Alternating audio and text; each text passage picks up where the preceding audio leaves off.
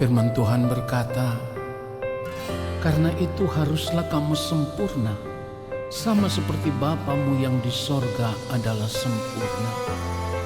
Oleh sebab itu kita mau berjuang untuk hidup benar, hidup kudus, hidup berkenan di hadapan Allah Bapa di sorga, dan menjadi sempurna sama seperti Dia. Menyenangkan hatimu Tuhan, itu kerinduan hatiku. Ya Bapa, ku mau selalu kudus dalam seluruh hidupku.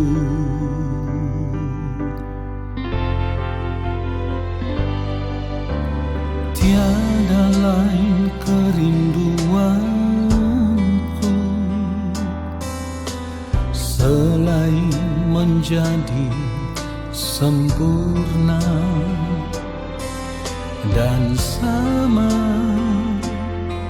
seperti Bapa yang di surga adalah sempurna. Katakan bersama-sama, ku mau persembahkan hidupku. Ku mau persembahkan hidupku semua untuk kemuliaan-Mu. Selama ku hidup, apa yang ku perbuat selalu untuk-Mu. Haleluya. Sampai tiba waktumu, sampai tiba waktumu bagiku. Katakan ku mau, Bapa temukan diriku menjadi pribadi yang berkenan di hadapan-Mu. Tidak ada kerinduan yang lain ya Tuhan, selain rindu untuk menjadi sempurna seperti yang Engkau mau. Haleluya. Oh, tiada lain kerinduanku selain menjadi sempurna sama seperti Bapa yang di sorga adalah sempurna. Mari katakan, ku mau persembahkan hidupku. Ku mau persembahkan hidupku. Katakan semua untuk kemuliaan-Mu. Selama ku hidup, apa yang ku perbuat selalu untuk-Mu. Sampai tiba waktumu, sampai tiba waktumu bagiku. Ku mau, Bapa temukan diriku menjadi pribadi katakan yang berkenan di hadapan-Mu. Ya Bapa, kami mau mempersembahkan tubuh kami sebagai persembahan yang hidup, yang kudus, yang berkenan kepadamu. Haleluya. Oh, ku mau persembahkan hidupku.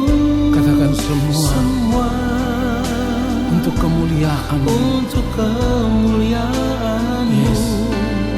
Selama ku hidup, apa yang ku perbuat selalu untuk-Mu.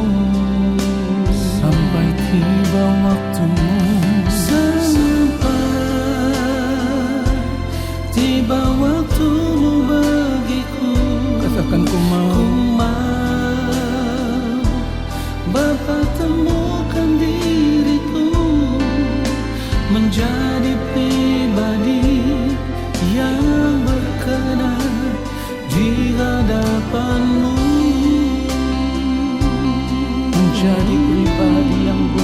sempurna, menjadi pribadi yang berkenan. Katakan sekali lagi, menjadi pribadi yang berkenan di hadapan-Mu,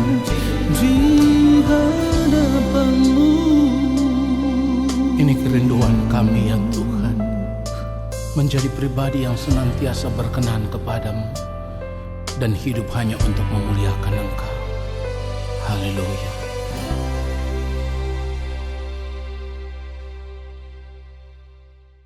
Shalom saudaraku yang dikasihi oleh Tuhan Yesus Kristus. Mari kita semua mau menyiapkan hati kita sungguh-sungguh. Kita mau arahkan hati dan pikiran kita hanya tertuju kepada Tuhan saja. Lalu kita mau menanti-nantikan Allah Bapa di sorga berbicara bagi kita semua lewat kebenaran firman-Nya. Mari kita berdoa. Bapa yang Maha Kudus, Allah yang Maha Mulia, kami mau ada di hadirat-Mu, menanti-nantikan Engkau berbicara bagi kami semua. Kami rindu ya Bapa, menerima setiap kebenaran daripada Engkau. Dan kebenaran itu akan membentuk kami menjadi pribadi seperti yang Bapa kehendaki. Supaya kehidupan kami menjadi kehidupan yang berkenan di hadapan Bapa. Kuduskan setiap kami saat kami ada di hadapan-Mu ya Allah. Maafkan ketidaktepatan hidup kami. Ampuni pelanggaran salah dan dosa kami. Supaya ketika kami duduk diam di dalam hadirat-Mu mendengarkan kebenaran firman-Mu, kami ada dalam keadaan berkenan di hadapan Bapa oleh pengampunan-Mu ya Allah. Urapilah hamba-Mu, taruhlah setiap perkataan dalam mulut hamba-Mu, supaya apa yang hamba sampaikan, itulah kebenaran yang berasal dari Bapa di sorga, yang memberkati setiap kami. Di dalam nama Tuhan Yesus Kristus, kami sambut firman-Mu. Amin. Saudaraku yang dikasihi oleh Tuhan Yesus Kristus, kita akan membaca kebenaran firman Tuhan saat ini. Kita akan melihat Roma 12, lalu kita membaca ayatnya yang pertama.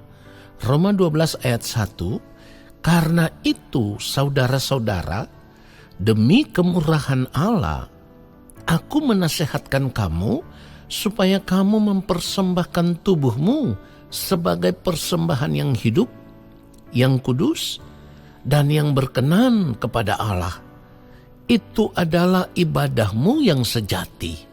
Saudara yang dikasihi oleh Tuhan Yesus Kristus, dari kebenaran firman Tuhan ini kita bisa mengerti bahwa penyembahan kita kepada Tuhan atau ibadah kita kepada Tuhan itu tidak bisa sebagian hidup, harus segenap hidup. Sekali lagi, penyembahan kita kepada Tuhan atau ibadah kita kepada Tuhan itu tidak bisa sebagian hidup, harus segenap hidup.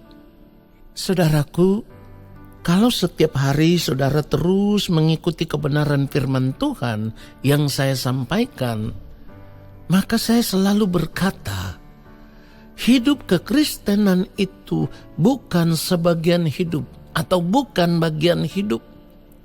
Tetapi hidup kekristenan itu adalah segenap hidup. Ingat, hidup kekristenan itu adalah segenap hidup. Jadi bukan bagian hidup. Saudaraku, kalau hidup sebagai orang percaya, kita menjadikan hidup kekristenan ini hanya merupakan bagian hidup, maka penyembahan kita kepada Allah Bapa di sorga, ibadah kita kepada Allah Bapa di sorga, bukanlah ibadah yang sejati, bukanlah ibadah yang benar, saudaraku. Sebab ibadah yang benar itu, ibadah yang sejati itu, segenap hidup, bukan sebagian hidup. Itulah kenapa firman Tuhan katakan, karena itu saudara-saudara, demi kemurahan Allah, aku menasihatkan kamu, supaya kamu mempersembahkan tubuhmu sebagai persembahan yang hidup, yang kudus, dan yang berkenan kepada Allah. Itu adalah ibadahmu yang sejati. Jadi kalau kita hidup sebagai orang percaya, kita tidak mempersembahkan segenap hidup kita. Kita tidak mempersembahkan tubuh kita ini sebagai persembahan yang hidup kepada Allah Bapa di sorga, maka kehidupan kita sebagai orang percaya menjadi kehidupan yang sia-sia. Saudaraku, kenapa saya katakan bahwa kalau kita tidak mempersembahkan tubuh kita sebagai persembahan yang hidup, maka kehidupan kekristenan kita adalah kehidupan yang sia-sia. Karena firman Tuhan katakan, demi kemurahan Allah. Kemurahan Allah yang mana? Kasih karunia di dalam Kristus Yesus yang sudah kita terima itu.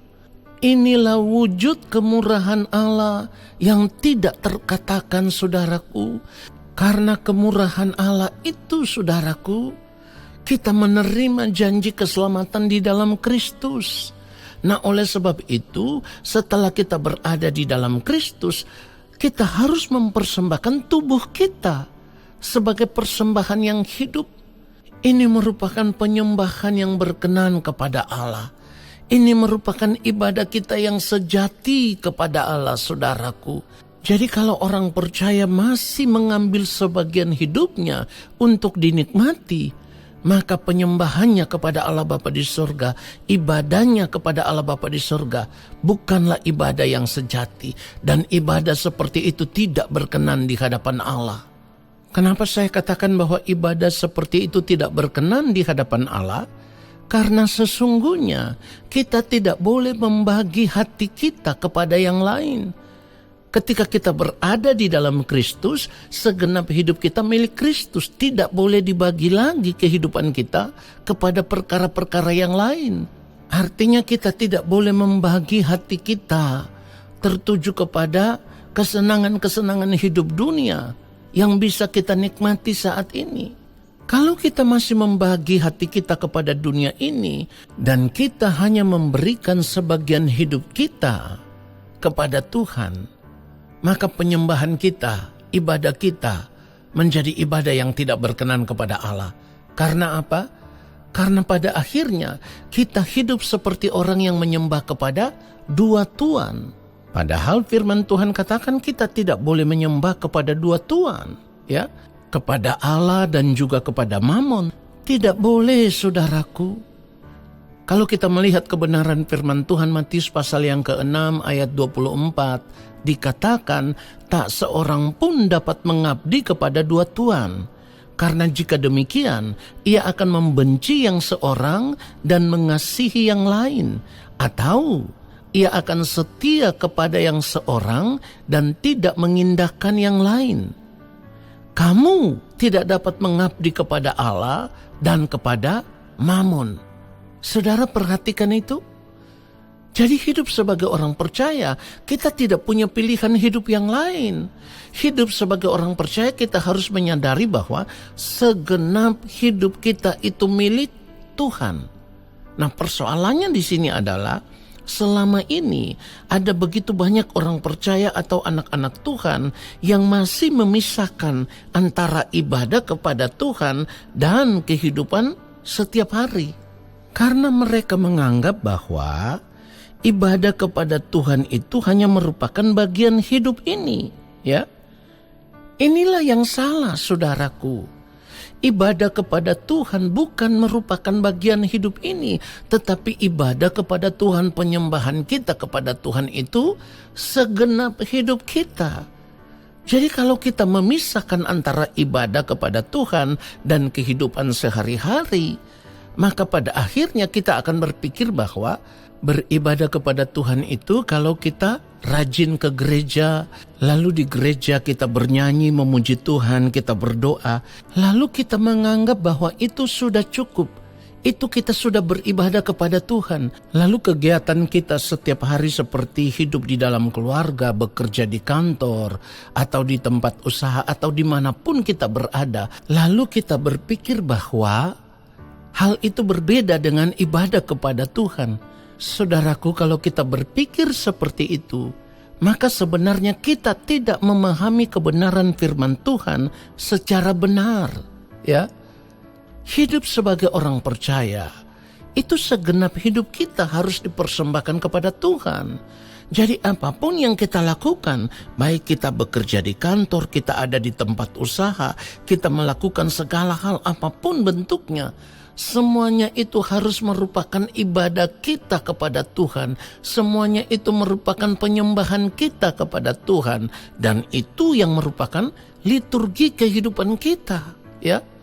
Jadi kita tidak boleh memisahkan antara ibadah di gereja dan kegiatan kita sehari-hari dalam rutinitas kehidupan kita. Apapun yang kita lakukan, semuanya itu harus merupakan penyembahan kita kepada Tuhan. Inilah ibadah yang sejati. Itulah sebabnya firman Tuhan katakan apa?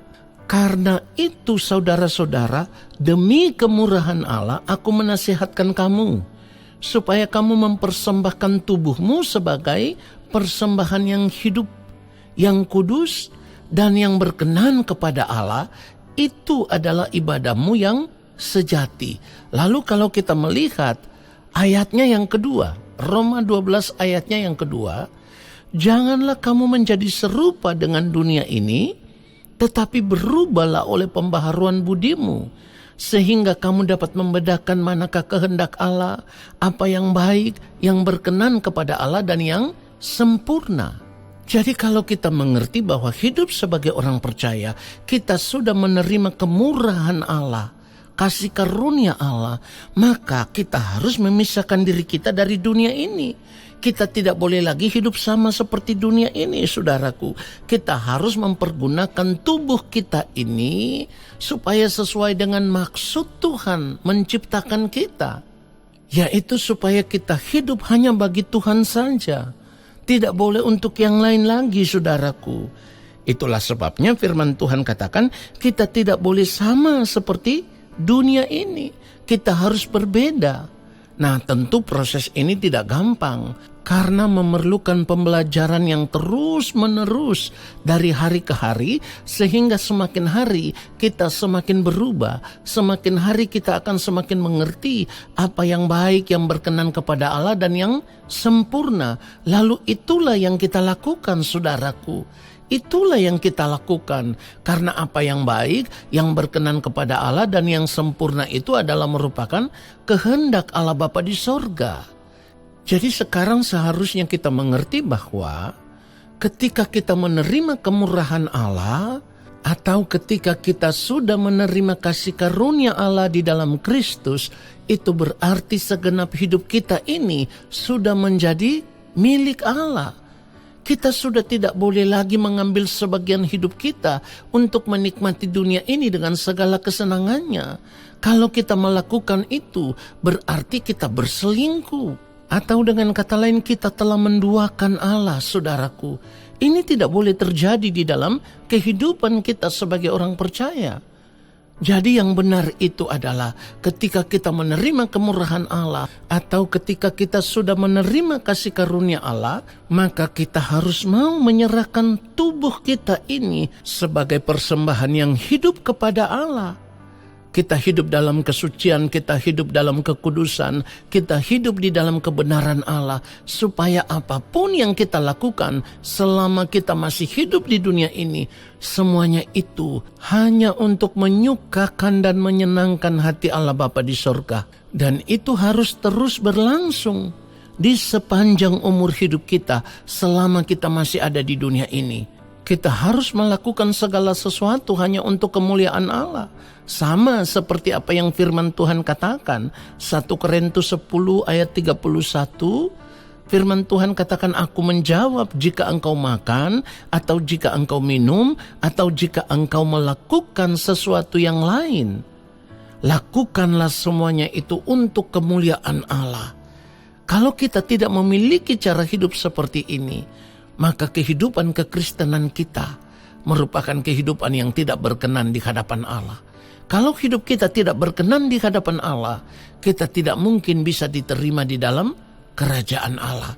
Kiranya kebenaran firman Tuhan ini semakin menyadarkan kita bahwa hidup kita ini bukan milik kita lagi, tetapi sepenuhnya milik Allah. Tuhan Yesus memberkati kita semua. Amin. Saudaraku, mari kita mengangkat tangan di hadapan Allah Bapa di sorga dan terimalah berkat-Nya. segala berkat kasih karunia daripada Allah Bapa di sorga, rahmat cinta kasih yang berlimpah-limpah dari Gembala Agung Tuhan Yesus Kristus di dalam persekutuan dengan Roh Allah yang kudus, kiranya turun atas kehidupan kita semua, menyertai langkah hidup kita semua, bahkan memberkati kehidupan kita semua, sekarang dan sampai selama-lamanya. Amin.